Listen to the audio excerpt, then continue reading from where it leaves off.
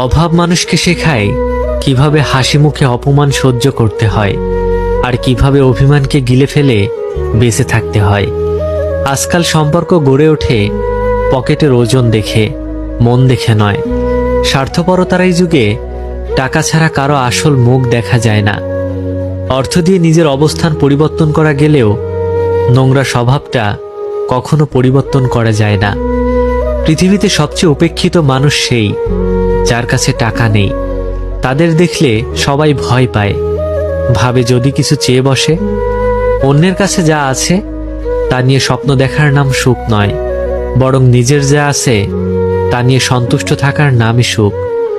অবহেলা পেতে পেতে মানুষ একসময় বুঝে যায় যে কারো চোখে নিজেকে ছোট করার চাইতে সম্মান নিয়ে দূরে থাকা ভালো।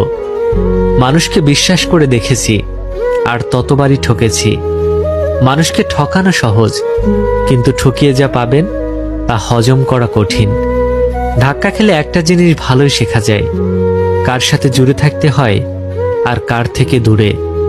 হৃদয়ের চেয়ে বড় কোনো কারাগার নেই, যেখানে আমরা প্রতিদিন আমাদের হাজারো ইচ্ছেগুলোকে বন্দি করে রাখি।